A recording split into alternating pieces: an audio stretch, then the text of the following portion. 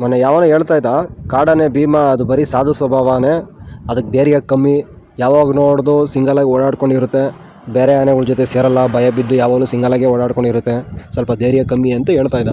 ಈ ವಿಡಿಯೋ ಹಾಕಿರೋದು ನಿನಗೆ ನೋಡ್ಕೊಂಬಿಡು. ಇವಾಗ ಏನು ಲಾರಿಗಳೆಲ್ಲ ಎಕ್ಸಿ ಸಾಕಾನೆಗಳನ್ನ ಕರ್ಕೊಂಡು ಹೋಗ್ತಾರೋ, ಇದು ನಮ್ಮ ಭೀಮ ಎಂಟ್ರಿ ಕೊಟ್ಟು ಬೈಕ್ಗೆ ಇವರೆಲ್ಲ ಕರ್ಕೊಂಡು ಹೋಗ್ತಾ ಇದ್ದೀವಿ. ಇದು ಬಂದು ವಿಕ್ರಾಂತ್ ಆನೆ ಕಾರ್ಯಾಚರಣೆ ಮಾಡಬೇಕಾದ್ರೆ ಭೀಮ ಏಕೈಕಿ ಎಂಟ್ರಿ ಕೊಟ್ಟಾಗ ಇಡೀ ಸಾಕಾನೆ ಟೀಮ್ನ ಬ್ಯಾಕಪ್ ಮಾಡಿ ಕರ್ಕೊಂಡು ಹೋಗ್ತಿರೋ ದೃಶ್ಯ ಇದು. ಅವತ್ತೆಲ್ಲ ಸತತ ಭೀಮ ವಿಕ್ರಾಂತ್ ಬೆನ್ನಿಗೆ ನಿಂತು ಕೊನೆಗೆ ಮಾರನೇ ದಿನ ಭೀಮನ್ ಮೇಲೆ ದಾಟ್ ಮಾಡಿ ವಿಕ್ರಾಂತ್ನ ಸೆರೆ ಹಿಡಿದಿರೋದು. ಇದೇ ಅಲ್ಲ, ತುಂಬಾ ಸಲ ಹಿಂದೆನೇ 2-3 ಸಲ ಇದೇ ರೀತಿ ಕಾರ್ಯಾಚರಣೆಗೆ ಹೋದಾಗ ಸಾಕಾನೆಗಳು ಇದಕ್ಕಿದ್ದಂಗೆ ಏಕೈಕಿ ಭೀಮ ಎಂಟ್ರಿ ಕೊಟ್ಟಾಗ ಇದೇ ಥರ ಪ್ಯಾಕಪ್ ಮಾಡ್ಕೊಂಡು ಬಂದಿರೋದು ಉಂಟು. ಅದು ಅಭಿಮಾನಿ ಟೀಮ್ ಇದ್ದಾಗ ತನ್ನ ಪರಿವಾರ ಕಷ್ಟದಲ್ಲಿ ಐತೆ ಅಂತ ಗೊತ್ತಾದರೆ ಮೊದಲು ಸದಾ ಮುಂದೆ ಇರ್ತಾನೆ, ಒನ್ ಮ್ಯಾನ್ ಆರ್ಮಿ ಥರ ರಕ್ಷಣೆ ಮಾಡೋಕ್ಕೋಸ್ಕರ. ಮತ್ತೆ ಒಂಟಿಯಾಗಿ ತಿರುಗಾಡ್ತಾನೆ ಅಂತ ಹೇಳ್ತಿರಲ್ಲ, ಕಾಡಿನ ರಾಜ ಯಾವತ್ತಿದ್ರೂ ಕಾಡು ರಕ್ಷಣೆ ಮಾಡೋಕ್ಕೋಸ್ಕರ ಒಂಟಿಯಾಗಿ ತಿರುಗಾಡೋದು. ಯಾಕಂದರೆ ಅವ್ನ ಟೆರಿಟರಿಗೆ ಯಾವ್ದಾದ್ರು ಹೊಸಾನೆ ಬರುತ್ತೋ ಅಂತ ನೋಡ್ಕೊಂಡು ತಿರುಗಾಡ್ತಾನೆ ಇರ್ತಾನೆ ಹೊರತು ಭಯದಿಂದ ಅಲ್ಲ.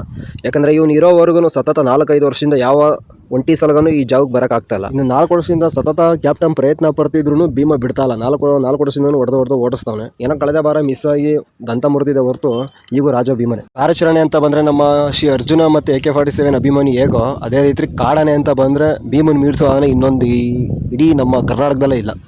ಒನ್ ಮ್ಯಾನ್ ಆರ್ಮಿ ಯಾವಾಗಲೂ ಮಾನ್ಸ್ಟರ್ ಥರ ಸಿಂಗಲ್ ಆಗಿ ಹೋಗಿ ನುಗ್ಗಿ ಹೊಡಿತಾ ಇರೋದು.